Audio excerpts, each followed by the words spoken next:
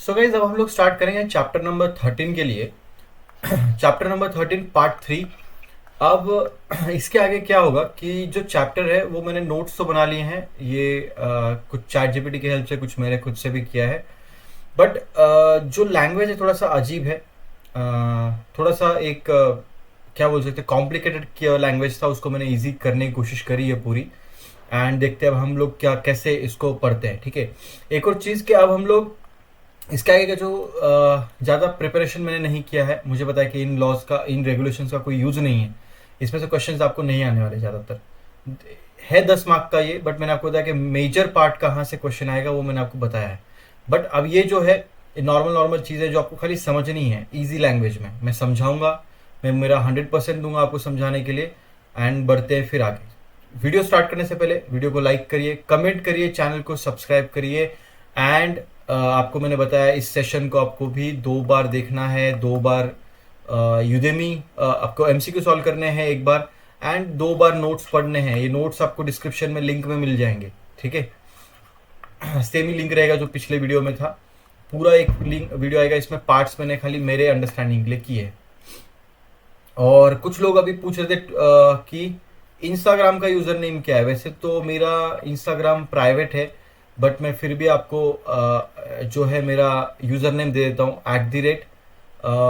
@Jayesh_ठक्कर 9096। ठीक है। ओके, एक सेकेंड। 9096। आप मुझे इंस्टाग्राम पे ऐड करिए। वैसे तो मैं इंस्टा ज़्यादा चलाता नहीं हूँ, एक्टिव नहीं हूँ। वहाँ पे मेरा फिटनेस चैनल है, बट वो ग्रोथ नहीं हुई है उसकी, तो मैंने इतना कुछ ध्यान नहीं दिया उस पर। फिनेंस के वीडियोस में आगे चल के सोचूंगा बनाना है या नहीं। बट आप ही कर Jayesh_ठक्कर 9096, जो छोटा लाइन होता है वो है। मैं एक बार फिर से लिख देता हूँ, Jayesh_ठक्कर 9096, या फिर आप जयेश ठक्कर भी सर्च करेंगे तो सीधा आपको मैं मिल जाऊंगा वहाँ पे, मेरा डीपी। एंड इसके बाद में ट्विटर पे आप लोग कनेक्ट रहिए मेरे साथ में। ट्विटर पे कनेक्ट रहेंगे तो फ़ायदा ये रहेगा कि हम लोग सब मिलके एक रिसर्च कर सकते हैं, राइट। twitter.com/ या x.com/intraday gigs। ठीक है। इंट्राडे गिग्स, इंट्राडे गिग्स, ये पहले उस टाइम में मैंने मेरा यूज़र नेम 4-5 साल पहले बनाया था इंट्राडे, क्योंकि मैं इंट्राडे काफ़ी अच्छा कर लेता हूँ। तो आप मुझे फॉलो कर सकते हैं इंट्राडे के लाइव अपडेट्स के लिए वहाँ पे। So let's move forward without wasting your time. कितना मिनट वेस्ट किया मैंने आपका? 2 मिनट वेस्ट कर दिया। 2 नहीं, 3 मिनट वेस्ट कर दिया। कोई प्रॉब्लम नहीं है, थोड़ा सा टाइम आप मेरे लिए दे सकते हैं। तो अब बढ़ते हैं आगे। हाँ, रेगुलेशन 6। 5 तक रेगुलेशन पिछले चैप्टर तक कर दिए थे। अब रेगुलेशन 6 की तरफ जाते हैं, consideration of application and eligibility criteria. तो एलिजिबिलिटी क्राइटेरिया क्या है? अगर मैं as a SEBI registered research analyst के लिए अप्लाई कर रहा हूँ, सेबी सेबी आरए के लिए मैं अगर अप्लाई कर रहा हूँ, तो उसके क्राइटेरियाज क्या है? सेबी एप्लीकेशन को अप्रूव कब करेगी भाई हाँ ये हम लोग ले सकते हैं ऐसे? जब आपके पास में क्वालिफिकेशन हो, कैपिटल रिक्वायरमेंट हो, तो प्रॉपर क्राइटेरिया आप मैच कर रहे हो। तो type of applicant, whether the applicant is individual और कॉर्पोरेट बॉडी और अ पार्टनरशिप फर्म, कुछ भी हो आप, कॉर्पोरेट हो, इंडिविजुअल हो या पार्टनरशिप फर्म में हो। क्वालिफिकेशन क्या होना चाहिए? If applicant is an individual, they must qualified their certified as a per regulation. ठीक है। क्वालिफिकेशन होना चाहिए सर्टिफिकेट के, जो कि है पोस्ट ग्रेजुएशन। और अब शायद से ग्रेजुएशन वो कम करके नहीं, सॉरी, पोस्ट ग्रेजुएशन शायद से चाहिए अभी। और जो एक्सपीरियंस है वो 5 साल का पहले चाहिए था, 5 years का एक्सपीरियंस, तो वो घटा के अब 0 कर दिया है। तो ये एक आपको, मैंने आपको बोला ना, सेबी थोड़ा सा अलाउ करती है कि आप, स्मूथ हैंड देती है कि आप करो रजिस्ट्रेशन। ये एक प्रोफेशन है अच्छा जो आप कर सकते हैं। जितने रिसर्च एनालिस्ट रहेंगे उतनी अच्छी रिसर्च होगी, उतना मार्केट क्लीन रहेगा, साफ रहेगा। कैपिटल रिक्वायरमेंट क्या है? The applicant must meet minimum capital requirement specified in the regulation 8। अब रेगुलेशन 8 में देखो, सिंपल सी बात है, हम लोग रेगुलेशन 6 पढ़ रहे हैं, वो बोल रहे हैं कि रेगुलेशन 7 में जाके देखो कि कितना क्वालिफिकेशन होना चाहिए। तो क्वालिफिकेशन का अगला रेगुलेशन है, उसके अगला रेगुलेशन क्या है? रेगुलेशन 8 में बता रखा है कि कितना कैपिटल रिक्वायरमेंट, ये अभी बता दिया है ऑलरेडी। ये फालतू की बकवास है यहाँ पे। आगे ही पढ़ना है हमको, ठीक है। इफ सेबी क्या है यहाँ पे, the applicant and relevant individual must be standard of integrity, financial soundness, good reputation and all, अच्छी रिपुटेशन हो, फाइनेंशियल हो, इंटीग्रिटी हो अच्छी, उसमें security exchange board of India इसको ये चाहिए होता है, इनको ये चाहिए होता है शेड्यूल 2 के हिसाब से। इंफ्रास्ट्रक्चर, तो जब आप रजिस्ट्रेशन के लिए देते हैं तो आपको बहुत सारे शेड्यूल आते हैं, शेड्यूल 1 2 3, देन उसको आपको साइन करके देना है, देन रेगुलेशन 8, नॉर्म्स 8, पता नहीं क्या क्या, एप्लीकेशन नहीं फॉर्म ए, फॉर्म बी, फॉर्म सी, ऐसे करके बहुत सारे फॉर्म्स होते हैं जो हर एक के ऊपर आपको साइन करके देना होता है, जो कि नॉर्मली अगर आपको सेबी रजिस्ट्रेशन में कुछ हेल्प चाहिए तो आप मुझे जो है सिंपली आप मेरे ट्विटर पे मैसेज कर सकते हैं मुझे, मैं आपको गाइड करूंगा कैसे आपको सेबी का रजिस्ट्रेशन लेना है। बट एक चीज़ याद रखनी है कि उसमें आपको कुछ फीस भरनी पड़ती है सर्टिफिकेशन लेते टाइम में, एंड उसको रिन्यू कराना पड़ता है, उसके बाद में एग्ज़ाम आपको हर 3 साल में देनी पड़ेगी। देन आपको कंप्लायंसेस फॉलो करने पड़ते हैं, बहुत हार्ड कंप्लायंसेस, जो कि आप देख ही रहे अभी कितने कंप्लायंसेस है, अभी तो और देखने हैं 32 रेगुलेशन है, देखिए अभी आप। तो अगर आपको करना है, चाहिए आपको तो करिए, क्योंकि बहुत ज़्यादा पैसा टाइम जाता है, बट अगर आपके पास में इनपुट पैसा नहीं आता है, मतलब अर्निंग्स नहीं होती, तो फिर फ़ायदा नहीं है लेकर, तो आपको सरेंडर करना पड़ेगा। Most of the research analyst surrender अभी कर रहे हैं, तो वो सोच समझ के आपको करना है। क्वालिफिकेशन एंड सर्टिफिकेशन रिक्वायरमेंट क्या है, क्वालिफिकेशन क्या चाहिए, सर्टिफिकेशन रिक्वायरमेंट क्या चाहिए, आपको पता है जो एग्ज़ाम अभी आप दे रहे हैं यही एग्ज़ाम है NISM की, RA की एग्ज़ाम सर्टिफिकेशन आपके पास में होना चाहिए, तो आप अप्लाई कर सकते हैं। ये तो हो गया क्लियर। यहाँ पे क्वालिफिकेशन क्या चाहिए, आप professional qualification, post graduate degree चाहिए, diploma in field finance, accountancy, business, commerce, economics, capital market, financial services, ठीक है। तो मेरा इसमें MBA फिनेंस हुआ था, ठीक है। अब आपके ऊपर है आपने क्या किया है। अब बाकी अगर आपसे कुछ मैच करता है, मेरा फाइनेंस में डिप्लोमा नहीं, मेरा मास्टर डिग्री हो गया था, पोस्ट ग्रेजुएशन हो गया था। और रिकॉग्नाइज यूनिवर्सिटी होनी चाहिए, ऐसा नहीं कि कहीं से भी आप सर्टिफिकेट लेके आ जाओ, एक रिकॉग्नाइज होनी चाहिए university, and institution control by the Indian government का कंट्रोल होना चाहिए उसके ऊपर, यानी ऑटोनॉमस गवर्नमेंट इंस्टीट्यूट्स होने चाहिए, ठीक है। Qualification qualification accredited by bodies like all India council, तो AICTE का उसको ये होना चाहिए, और NAAC का भी उसको होना चाहिए, नेशनल एसेट। इसके लॉन्ग फॉर्म वगैरह आते नहीं है, डोंट वरी, इसको कुछ देखने की जरूरत नहीं है, बट आपको याद होना चाहिए कि भाई AICTE और NAC और AICTE का जो है एक अप्रूवल होना चाहिए। पोस्ट ग्रेजुएशन अगर है तो in securities market from NISM with duration at 1 year at least. Post graduation भी होता है NISM के साइट के ऊपर, आपको मिल जाएगा वो, वहाँ से भी आप 1 साल का कोर्स कंप्लीट कर सकते हो। Graduate degree in field along with the at least 5 years of experience in financial, तो 5 साल का एक्सपीरियंस होना चाहिए, ठीक है, यहाँ पे लिखा हुआ है। तो इजी चीज़ें हैं। अब सर्टिफिकेशन क्या है, वही NISM का रिसर्च एनालिस्ट का रिकॉग्नाइज सर्टिफिकेट, ठीक है, जो कि आपको पता है रिसर्च एनालिस्ट के एग्जाम है। Analyst already working before this regulations began must be certification within the 2 years of regulations start. Renewal of certification is required before it expire, तो एक्सपायर होने से पहले ही आपको रिन्यूअल करना है, ये भी चीज़ याद रखो। 3 साल में एक्सपायर होता है वो, आपको रिन्यूअल करना पड़ता है। सर कौन सा सर्टिफिकेट, सेबी का सर्टिफिकेट नहीं, सेबी रजिस्ट्रेशन नंबर नहीं, आपको NISM को करना पड़ता है, तो उसके लिए आपको बार बार एग्जाम देनी पड़ेगी 3 साल में, या फिर एक CP प्रोग्राम होता है, वहाँ पे जाके आप अगर आपने देखा ही होगा, ऑप्शन आया होगा आपको एग्जाम देने से पहले। Regulation 8 capital adequacy, research analyst must meet specified capital requirement based on their business structure, तो अगर आप इंडिविजुअल है तो 1 लाख, अगर आप कॉर्पोरेट बॉडी तो 25 लाख का आपका नेटवर्थ होना चाहिए, नेटवर्थ ना, हाँ, नेट टेंजिबल एसेट होने चाहिए आपके पास में। सो ये मैं मैच करता था, ये इससे तो काफ़ी ज़्यादा था मेरा, बट आपको ये मैच करना पड़ेगा। अगर आपके पास में 1 लाख का टेंजिबल एसेट नहीं है, आपको बताया था टेंजिबल एसेट क्या होता है, टेंजिबल का मतलब, एसेट का मतलब मैंने आपको बताया है, मुझे बताओ टेंजिबल एसेट का मतलब क्या है, और आपका टेंजिबल एसेट क्या है वो भी लिखो, शर्माना मत या फिर छुपाना मत, लिखो आप नीचे कमेंट में क्या था आपका tangible asset. Let's move forward, time waste नहीं करते बिल्कुल भी, मुझे नहीं लगता है कि आप टाइम वेस्ट करके कोई फ़ायदा है। 9 grant of certificate of registration, the board on being satisfied that the applicant complies with the requirements specified in the regulation 6 shall send information to the applicant on the receipt। देखो क्या होता है कि जब आप एप्लीकेशन भेजते हो तो वो अप्रूव हो जाता है, जब आपके सब चीज़ें होती हैं, देन फिर आगे के क्वेश्चन आएंगे, फिर आपसे पूछेंगे ये दो वो दो, ये डॉक्यूमेंट ईमेल से आपको आते हैं, फॉर्म B वगैरह जो मैंने बोला ना फॉर्म ए फॉर्म बी ऐसे भर के लेते हैं, साइंस लेते हैं उसके ऊपर, और वो साइंस आपको करके देने होते हैं सारे, कि आप रेगुलेशन के साथ में मीटअप करो, और वो रेगुलेशन पढ़ के साइन करना है, ऐसा नहीं कि खाली बस कर रहे हो। वो यही रेगुलेशन जो भी मैं मेंशन कर रहा हूँ उनको ही अच्छे से वो रेगुलेशन साइन कर दो। रेगुलेशन 10 क्या है अभी? period of validity of certificate that period of validity of certificate that certificate of registration granted under the regulation 9 shall be valid till suspended। एक तो सस्पेंड होगा तभी कैंसिल होगा सेबी का रजिस्ट्रेशन, या फिर कैंसिल बाय बोर्ड। तो एक तो कैंसिल कर देगी बोर्ड तभी कैंसिल होगा, या फिर सस्पेंड होगा तब। दो रीजन है इसके कैंसिल होने के। रेगुलेशन 11 क्या है? For research analyst who were already registered with the SEBI before 2016 amended to the research analyst regulation their existing registration is automatically considered valid। Okay, तो अगर जो 2016 से पहले के रजिस्ट्रेशन हो रखे हैं तो उनके जो एग्जिस्टिंग है वो वैलिड माने जाएंगे। However they must pay. अभी क्या सीन है, ये रूल्स, ये वाला जो रेगुलेशन है 11, ये तब का रेगुलेशन है जब ये आया था 2016 में। 2000 पहले से जो रिसर्च एनालिस्ट रेगुलेशन है, their existing registration is automatically considered valid.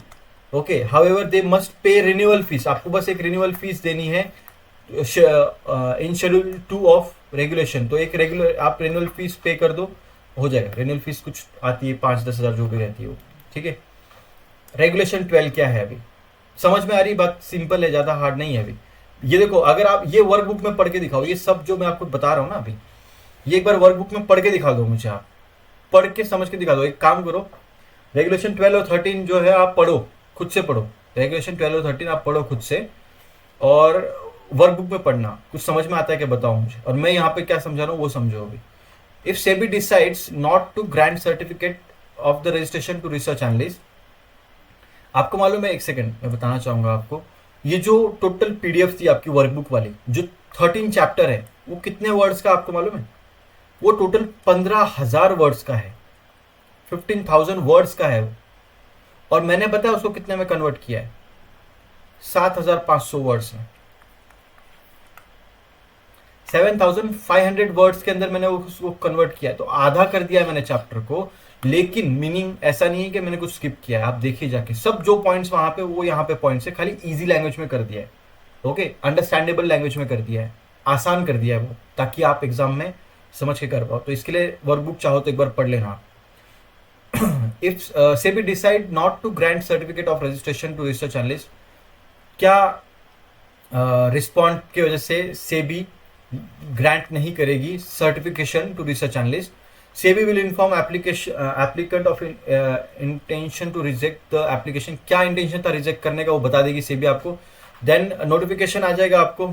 SEBI will communicate final decision to reject application within 30 days. 30 दिन में आपको बता देगी क्या करना है क्या नहीं। वैसे तो हालांकि मेरे को तो 3 महीने लग गए थे, 2-2.5-3 महीने लग गए मुझे पूरा प्रोसेस होते होते।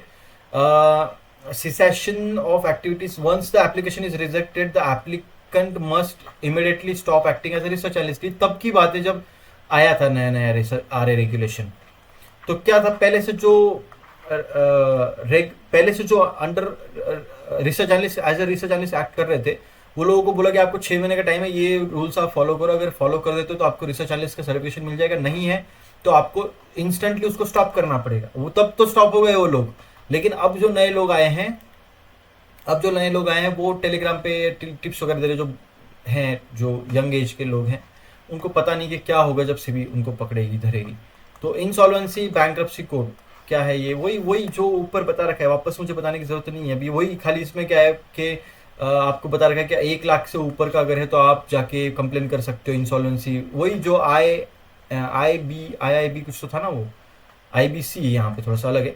The insolvency and bankruptcy code in law in India that combines all the rules related to the restructuring and insolvency of company, partnership, individual की time bound resolution। The law aim resolve insolvency cases within the specific time frame। तो एक specific time frame के अंदर ही जब वो आपके साथ में हुआ तभी आपको वो जो है सॉल्व करके मिलेगा इशू IBC से।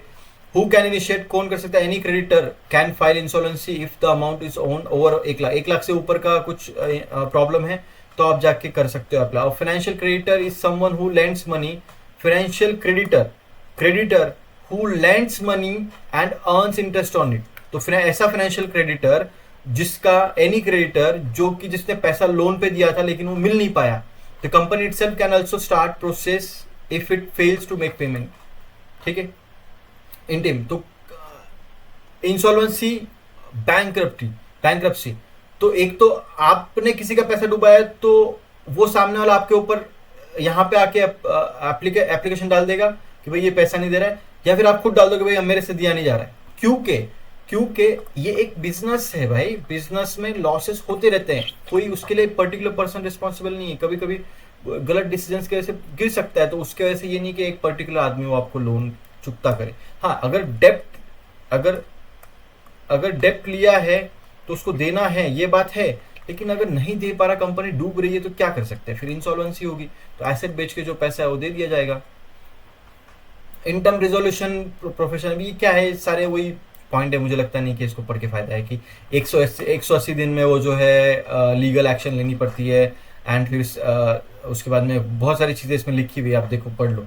आई डोंट थिंक कि इस पे कुछ आएगा भी आपको। ये इंपॉर्टेंट कोड ऑफ कंडक्ट के ऊपर आपको एक क्वेश्चन आएगा शायद से। Okay, code of conduct as defined, क्या है कोड ऑफ कंडक्ट यार? वही एक कोड ऑफ कंडक्ट मतलब कि आप ऑनेस्ट और गुड फेथ रहो, ठीक है। Analyst must have act honestly and with good intention. Diligence रहो, analysts are required to perform their work with skills, care and trueness, ensuring that the research reports are based on the comprehensive analysis. Conflict of interest नहीं रहे, analysts must manage any conflict of interest that could affect the objective of their research report or research disclosure related issues, ठीक है, easy है। Then क्या है, insider trading and front running नहीं होना चाहिए आपका। इनसाइडर ट्रेडिंग मतलब अंदर से इंफॉर्मेशन लेके आ जाओ, फ्रंट रनिंग मतलब कि आप पहले खुद खरीद रहे हो और दूसरों को बाय करवा रहे हो, ठीक है, वही यहाँ पे लिखा हुआ है, ठीक है। एनालिस्ट, मैं शायद ना अभी थोड़ा सा लेजी हो गया क्योंकि कंटिन्यूसली 3 घंटे अभी हो गए हैं बात करते करते मेरे आपके साथ में। 3 तो नहीं, लेकिन 2.5 घंटे के ऊपर हो गया है। तो क्योंकि एग्जॉस्ट हो जाते हैं हम लोग, बात करना भी है, दिमाग भी चलाना है, आपको समझाना भी है। मस्ट नॉट एंगेज, और ट्रस्ट मी, मैं इस नोट को बनाने के लिए कल से लगा हुआ था, कल मेरा पूरा दिन इसमें गया है। So insider and the front running, मैंने बताया analyst and their employees must not engage in insider trading और फ्रंट रनिंग, बाइंग और selling securities based on non public information, ठीक है। नॉन पब्लिक, सॉरी मैं फ्रंट रनिंग के लिए शायद कुछ गलत बता रहा था, लेकिन नॉन पब्लिक इन्फॉर्मेशन को यूज करके आप बाइंग सेलिंग नहीं कर सकते हो खुद से, उसको बोलते हैं front running. Confidentiality, analyst must keep research report confidential until it publicly release, तो जब आप पब्लिक में रिलीज करोगे उससे पहले वो कॉन्फिडेंशियल होना चाहिए। प्रोफेशनल स्टैंडर्ड्स होने चाहिए। Analyst must upload high professional standards when preparing the research report, एक रिसर्च रिपोर्ट बनाते हो कि हाई, एकदम सिंपल है यार, ग्रामेटिकल मिस्टेक नहीं होनी चाहिए, इश्यूज नहीं कुछ एक ही बार एडिट कर सकते हो, और वो भी एडिट करोगे तो खाली ग्रामेटिकल मिस्टेक्स के लिए करना है, अंदर जो वैल्यूज है वो चेंज मत करो आप, ये बेसिक है, बेसिक। और रीचेकिंग के लिए एक टाइम लेना है आपको रिसर्च रिपोर्ट, वो चेकिंग आपने किया था ना, आपने चेकलिस्ट बनाई थी, वो देखो आप जाके वापस से एक बार। Compliances, analysts must follow the relevant regulatory requirement and their activities. Responsibility of senior management. The senior management of research entities is primarily responsible for ensuring the proper conduct and procedure and maintained within the organization. ठीक है, let's move ahead. 13.4 Management of conflict of interest and disclosure requirement for the research analyst. Chapter 3 of SEBI Research Analyst Regulation specified the requirement of research analysts to deal with the potential conflict of interest and define the disclosure requirement for the research analyst. अभी ये वही नीचे दे रखे हैं यहाँ पे points, अभी regulation यहाँ पे सारे अभी क्या है, डिस्क्लोजर रिक्वायरमेंट्स के ऊपर इसमें है, कॉन्फ्लिक्ट ऑफ इंटरेस्ट के ऊपर सारे रूल है।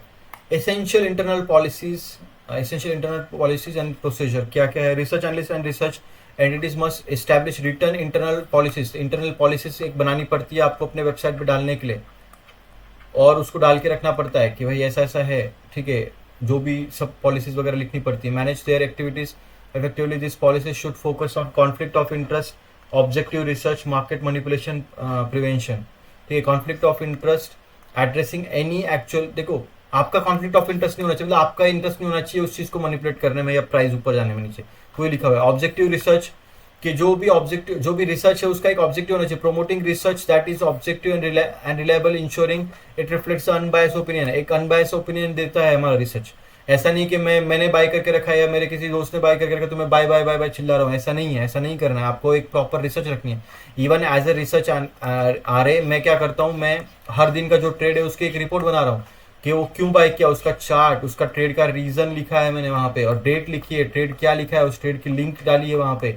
तो वो सब एक में बनाता हूँ, मुझे बनाना पड़ेगा, वो नहीं बनाएंगे तो जब ऑडिट होगा तब दिक्कत हो जाएगी।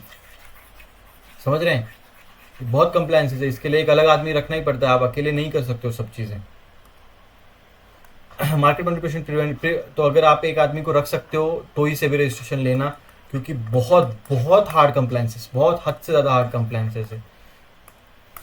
Prevent preventing misuse of research report और analysis to manipulate the security market. ठीक है, मिसयूज नहीं होना चाहिए रिसर्च रिपोर्ट का जिससे कि मार्केट मैनिपुलेशन हो रहा है। ठीक है, I hope additionally research analysts and entities must implement mechanism to ensure that their research activities remain independent from the other business operations. This separation helps maintain the integrity and credibility of the research. तो जो research analyst है जिसको अपने business operation से दूर रखना है अपनी रिसर्च को, and this separation will give you integrity and credibility to the research. तो क्रेडिबिलिटी और इंटीग्रिटी मिलती है। आई होप इतना अभी क्लियर है। Let me clear previous things.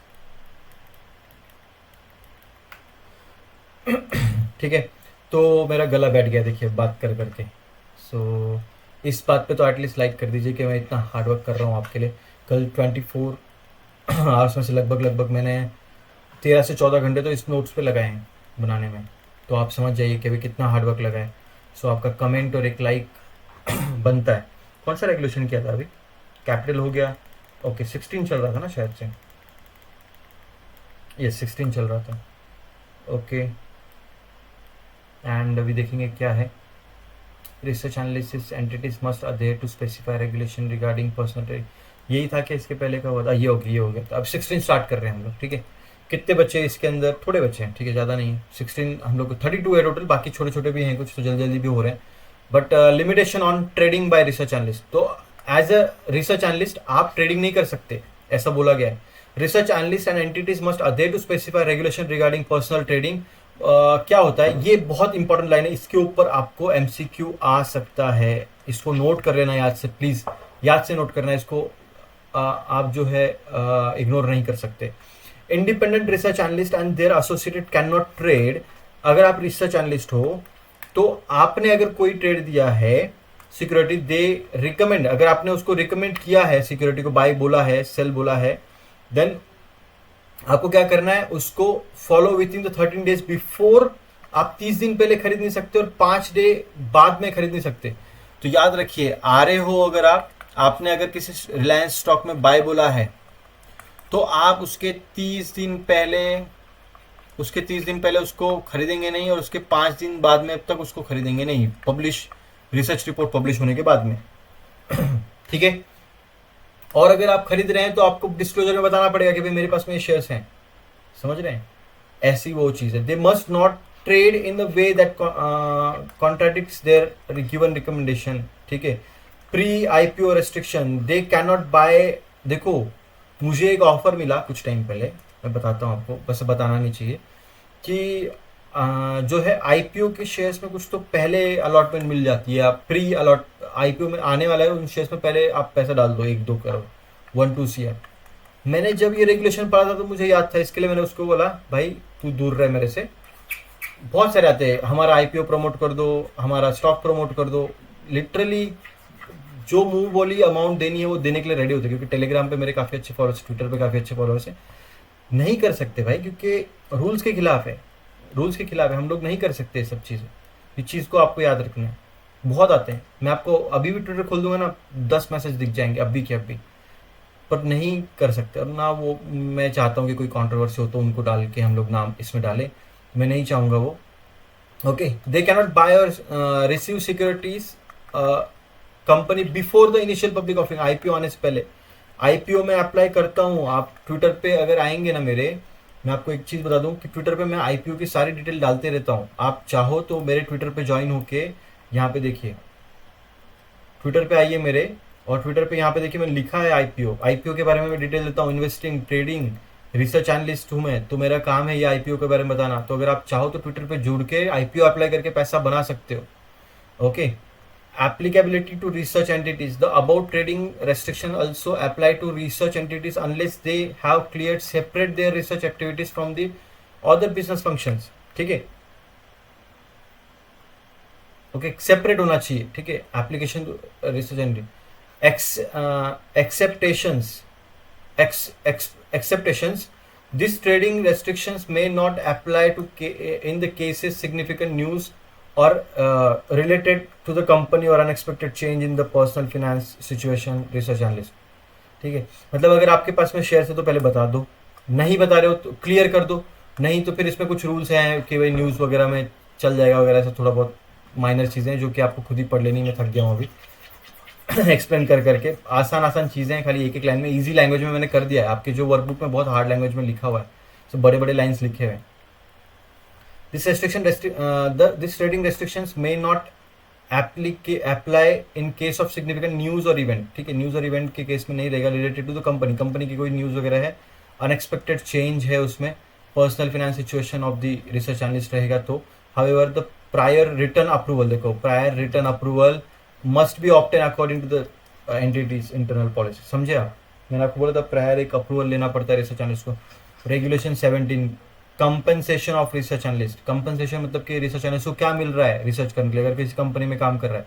ऐसा तो नहीं है कि रिसर्च एनालिस्ट 2-3 करोड़ कमा रहा है, इतना पैसा क्यों जा रहा है, अगर जॉब कर रहा है तो कम पैसा मिलना चाहिए, तो अचानक से इतना पैसा क्यों जा रहा है रिसर्च एनालिस्ट के पास में, ये भी देखा जाता है। तो research entities must adhere to specified the guidelines regarding to the compensation and oversight of research analysts to ensure independent and objective in their research, ठीक है। नो परफॉर्मेंस बेस्ड, ये शायद से मैंने डायरेक्टली वहीं से डाल दिया है, ठीक है। No performance based compensation, performance के ऊपर रिसर्च एनालिस्ट को पैसा नहीं मिलना चाहिए, भाई तू अगर इतना रिटर्न निकाल के देगा तो इतना, तो वो जानबूझ के ऐसी कोई चीजें करेगा कि जिससे स्टॉक की परफॉर्मेंस बढ़े। वो क्या करेगा, उसको मालूम है कि मुझे अगर सैलरी अच्छी मिलेगी, मेरी परफॉर्मेंस अच्छी रहेगी, तो वो स्टॉक को मैनिपुलेट करके ऊपर लेके जाएगा, और जब उसको सैलरी मिल जाएगा तो वहां से वो गिरा देगा नीचे। ये सब चीजें नहीं होनी चाहिए, ऐसा ये इस पर्टिकुलर पॉइंट का मतलब है, ठीक है। नो परफॉर्मेंस बेस्ड, अब ये पढ़ लो, इतना तो पढ़ लो यार, एक्सप्लेन कर रहा हूँ मैं। एनुअल कंपनसेशन रिव्यू, जो एनुअली उसका जो कंपनसेशन मिल रहा है, उसको जो सैलरी मिल रही है, जो भी मिल रहा है, उसका एक डॉक्यूमेंटेड होना चाहिए, approval each year by year board of director उसको अप्रूवल करेंगे, ठीक है।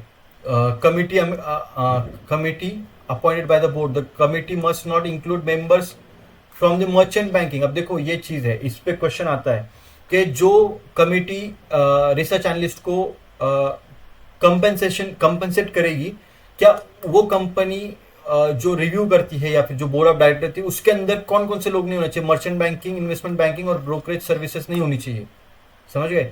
इंडिपेंडेंट कंपनसेशन इवैल्यूएशन, ठीक है, इंडिपेंडेंट कंपनसेशन होना चाहिए व्हेन रिव्यूइंग और approving the compensation for the research analyst, तो एक इंडिपेंडेंट होना चाहिए। थोड़ा एक पॉज लेना पड़ा था, पता है क्यों, एक पर्सन मुझे कंटिन्यूसली कॉल कर रहा था, मुझे लगा कुछ बहुत ही इंपॉर्टेंट कॉल होगा, या फिर +22 नंबर था, जब कभी सेबी की तरफ से कॉल आता है तो ये नंबर से एक बार पहले आया था, तो मुझे लगा था कि कहीं कुछ इंपॉर्टेंट कॉल ना हो। मैंने वीडियोस को स्टॉप किया बीच में और कॉल उठाया, तो किसका कॉल होगा, पेंशन फंड का भी हमने नंबर डाला था ना, पॉलिसी बाजार का, पॉलिसी बाजार वालों का कॉल था। सो लिटरली ऐसे परेशान करते हैं वो, एक बार नहीं, 2 बार नहीं, 3 बार कॉल कर चुके हैं, वो भी कंटिन्यू एक लाइन के पीछे, तो मुझे लगा कुछ इंपॉर्टेंट कॉल होगा, सो इस वजह से। सो कोई प्रॉब्लम नहीं, अब आगे बढ़ते हैं हम लोग। रेगुलेशन नंबर 18 ये रह गया, can no control by other division, research analyst must not be supervise और control by employees from the merchant banking. ये तो वही है, मर्चेंट बैंकिंग, इन्वेस्टमेंट बैंकिंग, इनका कोई ना इफेक्ट नहीं होना चाहिए आरए के ऊपर, कोई रूल, इनके कोई ऐसे डोमिनेंस नहीं होना चाहिए, डोमिनेंस नहीं बोल सकते यार, लेकिन कुछ मतलब इनका इन्फ्लुएंस नहीं होना चाहिए आरए के ऊपर, आरए इससे दूर रहे तो बेटर रहेगा। हमेशा बैंकिंग, इन्वेस्टमेंट बैंकिंग और ब्रोकरेज से दूर रहा जाए तो बेटर है एज आरए के लिए, अगर आप किसी कंपनी में काम कर रहे हैं तो, ठीक है। Regulation 18, so now will go regulation 18, ऐसे 32 रेगुलेशन करने हैं अभी, 18 सोच लो फिर अभी आप क्या करना है, ठीक है। Limitation on publication of research report, limitation, हाँ अभी इसके तो ये तो छोटा ही रह गया, पार्ट 3 ज़्यादा बड़ा नहीं है। Limitation publication of research report, public appearance and conduct of research, अब क्या है इसमें, वही ग्रामेटिकल मिस्टेक्स एंड ऑल ये सब चीज़ें रहेंगी शायद से, हाँ वही है। पब्लिकेशन एंड डिस्ट्रीब्यूशन रेस्ट्रिक्शन क्या है, देखो, रिसर्च एनालिस्ट और एंटिटीज कैन नॉट पब्लिश और डिस्ट्रीब्यूट रिपोर्ट और एनालिसिस और make public appearance concerning a company 40 days after the securities are priced, security जब प्राइस होगी उसके 40 days बाद में आप कर सकते हैं, ठीक है, मेक पब्लिक अपीयरेंस, हाँ उसके बाद में आप पब्लिक अपीयरेंस उसका कर सकते हैं, राइट। हाँ राइट। सो नहीं, 40 डेज बाद, एक सेकंड वापस पढ़ लेते हैं यार, जल्दबाजी नहीं करनी। मैं खुद ये रेगुलेशन में नहीं पढ़ा हूँ शायद, या फिर मिस हो गया है मुझसे, आई डोंट नो, या फिर वो थोड़ा चेंज हो गया होगा। यस क्या है, research analyst or entities cannot publish or distribute reports or analysis, नहीं कर सकते, और make public appearance concerning a company for 40 days after the securities पर प्राइस। तो जब प्राइस हो जाएगी सिक्योरिटी, उसके 40 दिन बाद तक आप उसके ऊपर नहीं कर सकते। फर्दर पब्लिक ऑफरिंग एफपीओ, ठीक है, the restriction is for 10 days after the pricing of the security. इसके ऊपर क्वेश्चन आता है कि प्राइसिंग जब होती है सिक्योरिटी की तो 10 डेज एफपीओ में होता है, 40 दिन होता है आईपीओ में, ठीक है, याद रखना है इसको। आईपीओ में, आईपीओ बड़ा है इसके लिए 40 और एफपीओ छोटा है इसके लिए 10, ये याद रखो। और एफपीओ के 4 गुना होता है आईपीओ में, ऐसा याद रखो, तब याद, क्योंकि नंबर भूल जाते हैं यार एग्जाम में, इतने सारे नंबर क्या क्या याद करके जाएंगे आप। तो इसके लिए exception, publication with in this period is allowed with the prior return approval from the legal and compliance person, ठीक है। तो publication with in this period allow with prior, तो इस जो पीरियड में 10 दिन और 40 दिन के पीरियड के बीच में जो है एक prior approval, return approval legal और कंप्लायंस पर्सन के, ठीक है। अंडर राइट, ये मुझे ज़्यादा कुछ इतना कुछ खास भी समझ नहीं आया है, बट ठीक है, अब आप एक अंडरस्टैंडिंग के लिए ले लो इसको, ठीक है। अंडर राइटिंग रेस्ट्रिक्शन और रिसर्च एंटिटी, देखो मैं ना, अगर कुछ चीज़ मुझे समझ में नहीं आ रही तो मैं भी आपको बता देता हूँ, ऐसा नहीं है कि मैं उसको कुछ अलग बता रहा हूँ मीनिंग आपको, क्योंकि कहीं ना कहीं पे इतना वास्ट सिलेबस है, बहुत सारी चीज़ें जो आपको समझ में नहीं आएगी, क्योंकि लॉ लैंग्वेज है वो, ठीक है। और आप हो कॉमर्स बैकग्राउंड से, मैं हूँ कंप्यूटर इंजीनियर बैकग्राउंड से, तो फिर कहीं ना कहीं पे थोड़ा बहुत तो मिस होगा यार, सब कुछ चीज़ें हमारे हाथ में नहीं है, पर जितना हम समझ सकते हैं उतना एग्जाम के लिए काफ़ी है। मुझे लगता है कि मैंने आपका 90% भी नहीं यार, 99% सिलेबस मैंने कवर कर दिया, कुछ 1% खाली ऐसी चीज़ें होंगी जो रह गई होंगी, बहुत रेयरली, बाकी सब 99% सिलेबस मैंने कवर कर दिया है। इससे ज़्यादा मैं और क्या करूँ, ठीक है। और वो भी फ्री में, वो भी आप एक बार सेशन को काउंट करके देखिए, 45 आवर्स, 45 तो नहीं यार, 26 तो जा ही रहा होगा मेरे, 26 आवर्स तो जा ही रहा होगा, 26 आवर्स के ऊपर ये सेशंस होंगे सारे, ज़्यादा ही होंगे मुझे लगता है। 30 देखो कितने वीडियोज़ हैं टोटल, 32 वीडियोज़ हैं अभी तक के लिए, और 4 इसमें अभी ये ऐड होंगे और 4 आपके एमसीक्यू ऐड होंगे, तो कितने हो गए ये टोटल 8 और ये 40 वीडियोज़ हो गए, और हर एक वीडियो 1 घंटे की है, तो 40 आवर्स का सेशन है ये पूरा। आप सोचिए एक बार, कितना प्रिपरेशन, कितना मेहनत, कितना बोलना पड़ा होगा, 40 घंटे बोलना, इट्स काइंड ऑफ, थोड़ा एक लाइक तो बनता है ना इस चीज़ के लिए। Underwriting restrictions, underwriting restrictions और रिसर्च एंटिटी। अंडर राइटिंग मतलब क्या है, अंडर राइटिंग मतलब research entity participant as an underwriter, मैंने आपको बताया था अंडर राइटर का मतलब क्या है, is an issuer of IPO can not be publish. अगर आईपीओ पब्लिश ये सेल नहीं हो पाता तो उस टाइम पे अंडर राइटर आके खरीद लेता है उसको, public appearance regarding that ensure until 25, तो 25 डेज में अंडर राइटर का भी वो जो रहता है वो होना चाहिए। अब बहुत बारीक बारीक चीज़ है कि भाई आपको ये करना है, वो करना है। लुकअप एग्रीमेंट्स, यहाँ पे analyst who have acted as a manager, co-manager in public offering must refrain from the publishing reports to or make public appearance concerning the company 15 days before after expiring the termination of lockup agreement restriction। अब देखो बहुत सारे lockup agreement है, ये 15 दिन पहले आपको देना है ना, और ये सब चीज़ें यहाँ पे लिखी हुई है, इतना तो मैं भी नहीं पता है। प्रोहिबिशन ऑफ बिजनेस सॉलिकेशन, अब ये देखिए ये थोड़ा सा हार्ड लैंग्वेज हो रही है, मैंने आपको बोला था थोड़ा सा ये हार्ड होगा आगे चल के, जो कि अब मेरे खुद के भी समझ के बाहर है। तो कम्युनिकेशन रेस्ट्रिक्शन आप यहाँ पे देखिए है, analyst must not communicate with the client in the presence of personal from investment banking, merchant banking and brokerage services, इनके तौर पे आपको बात नहीं करनी है, ठीक है। Independence from the investment services, ठीक है, independence from the investment service, personal from investment banking and, तो इन्वेस्टमेंट सर्विसेज से आपको इंडिपेंडेंस रखना है। Personal and investment banking related services can not be directed, research analyst नहीं करना चाहिए, रिसर्च एनालिस्ट को ये सब सर्विसेज से दूर रहना है। Documentary basis for research analyst must have adequate documentation for and research to support their reports, तो जो रिपोर्ट आप बना रहे हो उसकी रिसर्च होनी चाहिए आपके पास में। नो प्रोमिसेस और favourable views, analyst must not promise favourable views in exchange for compensate influence business relationship, तो आप एक फेवरेबल व्यू देने के लिए आप कोई एक जो है ना प्रॉमिस नहीं कर सकते. कंसिस्टेंसी इन रिसर्च रिपोर्ट होना चाहिए. Research report must be reflect views of analyst and do not deviate from their opinions. तो जो ओपिनियंस है उसको देखना चाहिए, कुछ फालतू की बातें मत दे दो आप उसके अंदर.